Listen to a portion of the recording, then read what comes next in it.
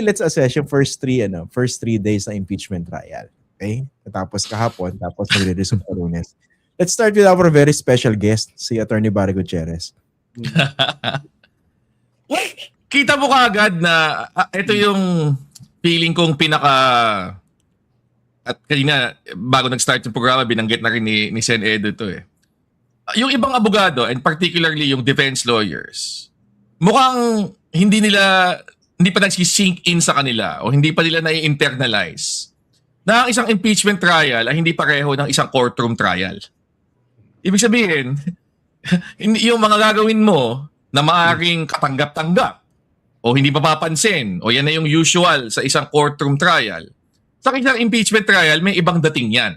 So for example, nung second day, ang bilang yata si Shelo Magno, 47 objections ni Attorney CJ Narbasa.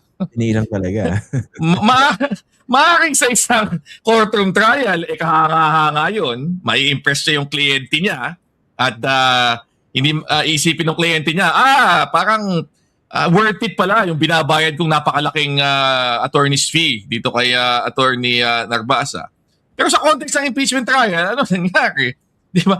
Bumagal, so nakakapikon para sa mga nanonood. Pangalawa, at mas importante, it gives the impression na parang meron kayong gustong itago. Correct. Na gusto nyo pigilin yung paglabas ng katotohanan. Bale ba, ito pa yon. Gusto nyo pigilin yung paglabas ng isang video na napanood ng milyon-milyon Pilipino. Na actually for the last more than a year, naka-upload sa Facebook.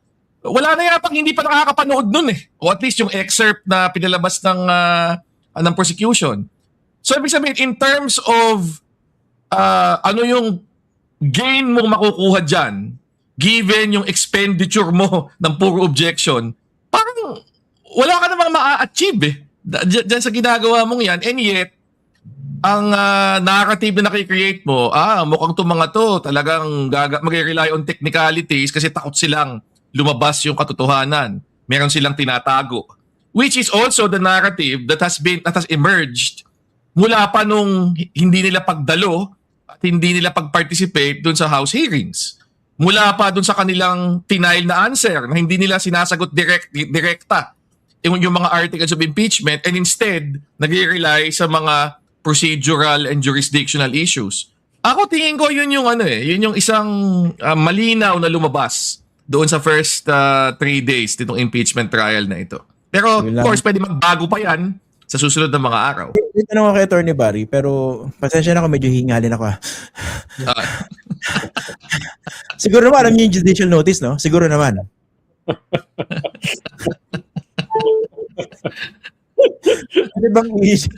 Pwede bang i-judicial notice yan kung napanood na naman ng lahat yan?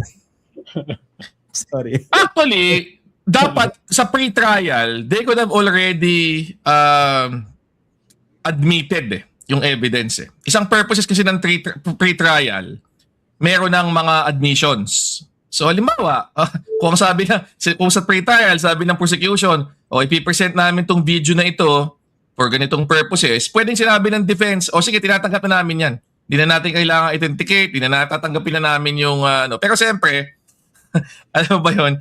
Again, ang knee-jerk reaction, feeling ko yung default response ng isang abogado, hindi ka papayag sa mga admissions. Gusto mo patunayan lahat ng kabila, yung lahat ng bawat piece of evidence na kailangan i-present, kailangan idaan dyan, bawat elemento ng offense, gusto nilang patunayan. So, ayaw nilang maging madali. Pero, again, yun nga sound strategy yun when it comes to a courtroom trial. Pero baka pag in-apply mo sa impeachment, may ibang, di ba? May ibang context na mukhang hindi sila aware. Ako, ang pinaka-generous ko na binibigay sa kanila, baka naman deliberate yung kanilang delay. Baka naman gusto talaga ang strategy talaga nila patagalin para mabore ang mga tao, wag nang manood.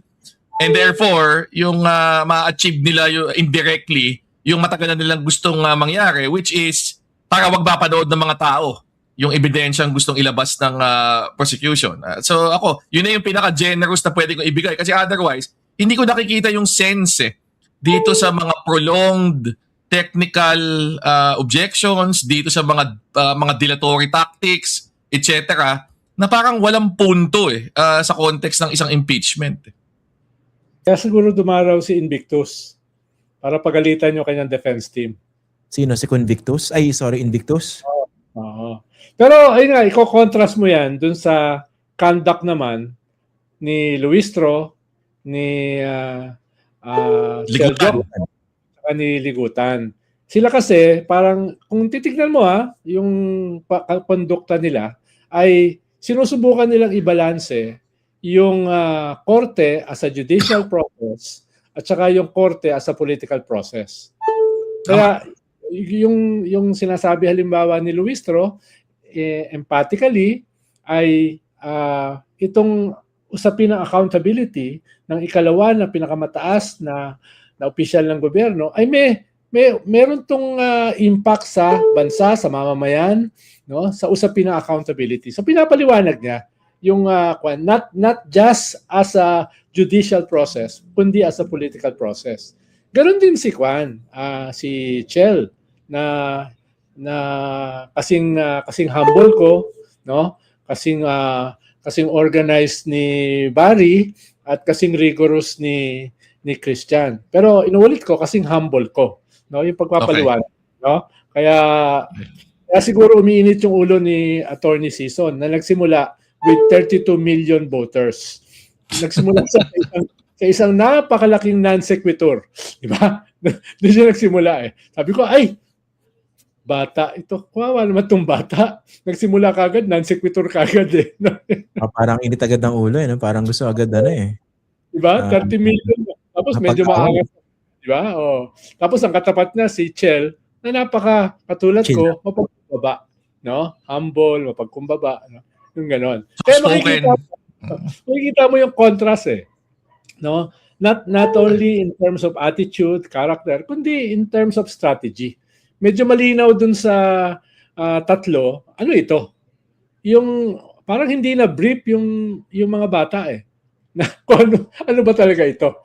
Na sabi nga ni Barry, paramihan ng objection na para matuwa yung kliyente mo at para isipin ng judge na, uy, technically, technically, marunong ito. Yung ganon-ganon. Mm-hmm. Di ba? Kaya, ayun, yun yung una kong nakita. At tanong ko, paano dati kasi, di ba? Pag pinapaliwalag nila ng kampo ni Sara, itong grave threats na ito, itong video na ito, una, hyperbole.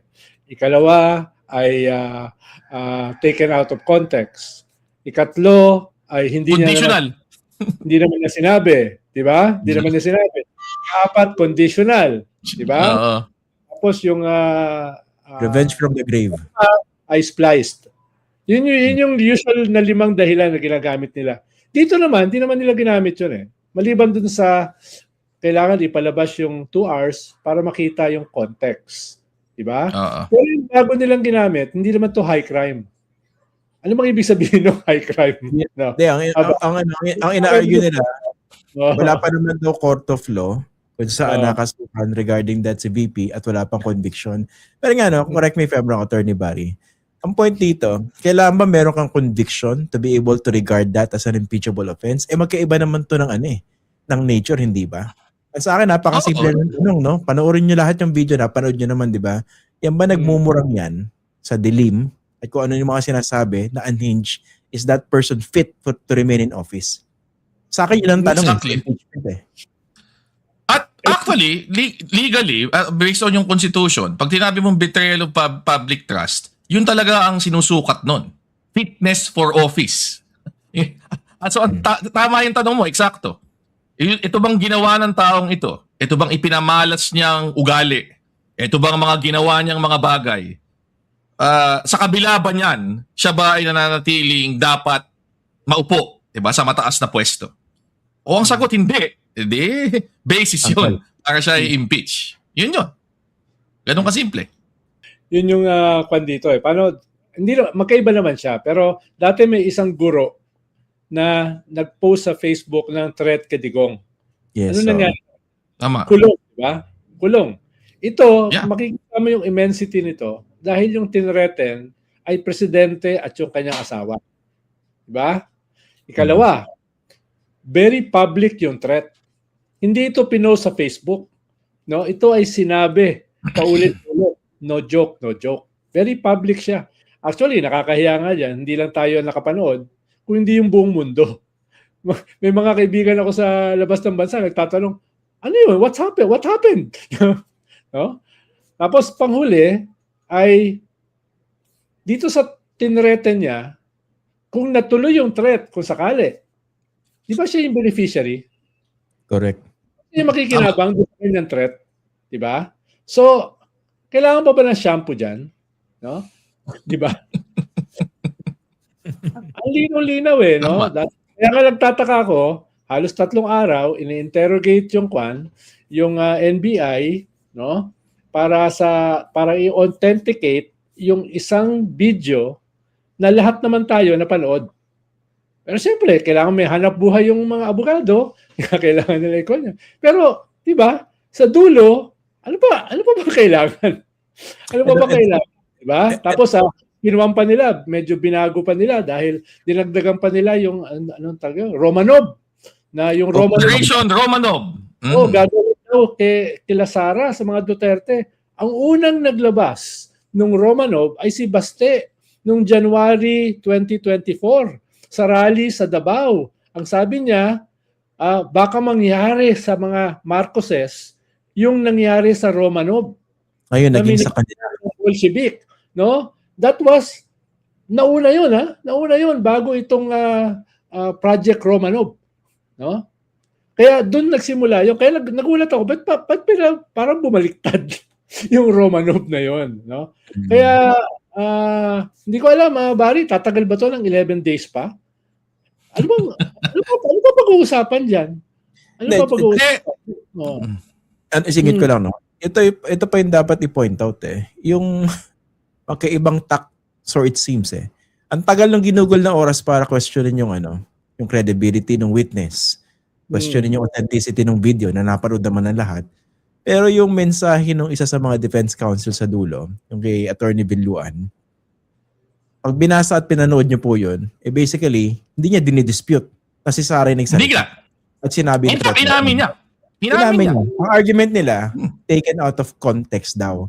Which to me is weird. Ano bang taken out of context doon? Pinapalabas nila na unconventional reply or response pero justified. Ganon. Para naman tayo nagmumukhang tanga lahat nun no? Tapos yun? It was not the Vice President speaking. It was a wife, a mother, a daughter, a sister, etc. etc. Ang dami na, no? Kaya nga para yung isang abogado nila, si Attorney Alan Peter, nabara nung NBI, na nidiin niya na conditional threat. Pero sabi, absolute! Sabi ko nga sana kanina, di ba kanina enumerate ni Sen Edo yung mga dati nilang mga defenses at bahagi doon yung conditional. At tama nga, parang dito sa trial, hindi ginagamit ng depensa yon except si Senator Alan Peter Cayetano. Sinubukan niyang gamitin. Sinubukan niya mag-draw na naman ng distinction sa conditional at hindi. Pero nabara nga siya nung witness na hindi abogado, pero CPA. Pero ako gusto kong sundan lang yung sinabi ni Ian kanina, which is parang ang angulo nila, lalo na kung titingnan mo yung sinabi, yung 4 minutes 28 seconds ba yun nitong si Attorney Binluan na statement. Hindi nila dinideny yung video. Yeah. Parang in effect na sa ordinaryong korte, ano na yun Parang inadmit ng defense yung authenticity ng video, inaccept ng defense na sinabi nga ni VP Sara Duterte yung mga sinabi doon, na it was an accurate representation of yung kanyang mga statements on that day. Pero sinusubukan nilang bigyan ng sa criminal law, ang tawag natin ng justifying circumstances. Pero sa batas ang tawag natin dyan, defense by way of confession and avoidance. Ibig sabihin, tinatanggap mo muna na ginawa mo nga. Yun nga lang, meron kang excuse. Ganun yung approach nila. Pero ang first part doon, equally important. Tinanggap mo na. So actually at that point, wala na kailangan patunayan yung prosecution Kasi tinanggap na Ang kailangan nilang pag-usapan, justified nga ba? At dun papasok yung mga kung ang kanilang argumento criminal law, medyo mahirap na natatakot ka para sa iyong pamilya. Sige, tanggapin na natin na totoo yun. Natatakot ka para sa kapakanan ng iyong empleyado, si Zulaika Lopez, di ba? Pero anong connection nun? Anong connection nun? Paano mo makapagtanggol itong mga taong ito by threatening yung buhay naman ng presidente? Parang walang kasi kung self-defense yan, dapat yung ginagawa mo may connection sa pagdepensa mo laban dun sa isang existing na aggression laban sa'yo. Pero kahit natanggapin natin na totoo yung supposedly may banta, etc., walang connection yung kanyang sinabi. Now, the other way na pwede niyang palabasin ay hindi, nadala lang siya ng emosyon. Kasi, tinarete ng pamilya, tinarete si Zulaika Lopez, although yung threat kay Zulaika Lopez, ang question doon bakit ganyan ka-intense naman ang response mo? Parang may medyo out of proportion naman yata yan. Merong hinaharas yung empleyado mo, tapos pag gusto mo na papatay ang presidente. But setting that aside for the moment, ballistic ibig sabihin, ang tanong pa rin ay, so, kapag nalagay pala sa isang stressful situation, itong vice presidente na ito, ang kanyang emotional response ay mag-threaten ng pagpatay sa Pangulo, sa First Lady, at sa dating, nung panahon na yun, Speaker of the House. So again, it raises the question ng fitness for public office. Mapapagkatiwalaan ba natin ang ganitong klaseng tao sa ganyang klaseng mataas na posisyon? So actually, parang feeling ko wala sa lugar yung kanilang gustong palabasin kasi tinatanggap nila ng buo yung theory ng prosecution, yung version ng events na yon. At yung ino-offer nilang explanation, medyo manipis ng konti. Hindi talaga sila nabibigyan ng absuelto kung yun yung intention nila. Kailangan ba mong patunayan yung kung ang nag-admit na yung vice presidente at sinabi niya no joke, no joke. Tapos pangalawa, ano po ba sorry bobo kasi ako dito sa ganito, no? Pag meron ka bang hinire na tao para patayin ng isa pang tao at pumayag yun, ano bang term doon? Hindi yun assassin. Assassin. Hindi yun assassin. Oo, kayo talaga. Oo. Lalagyan nyo ng salita yung bibig ng Vice President no? Okay. Kaya kailangan patayin yung 2 hours para may context. Dagdag lang. Kung ang krimen threat, hindi kailangan meron kang gawin para pakita na inaksyonan mo nga yung threat na yon. Grave threats nga Kaya threat Ano ko? Hindi naman sa inaakusahan ng na nag-hire siya ng killer, di ba? Ang akusasyon sa kanya, nagbanta ka. Wala na iba pa kailangan patunayan doon. Yung pagbabanta is enough. So, hindi ko maintindihan din kahapon bakit na-raise pa yan ng mga ibang mga senador. Bakit wala namang may mga 50% ba kayo on yung killer, yung na may hinire, etc. Sa totoo lang hindi relevant 'yun. Doon sa threat. Sabi nga ni NBI Director dati. With my question. Diba, sinabi ni NBI Director Santiago dati, dahil nga nire-raise yan dati conditional. At hindi naman daw na-implement yung threat. Hindi naman daw na-implement. Sabi ni, kaya nga threat Kung na-implement, hindi na yung threat, murder na yun. Oo nga, tama. Eksakto.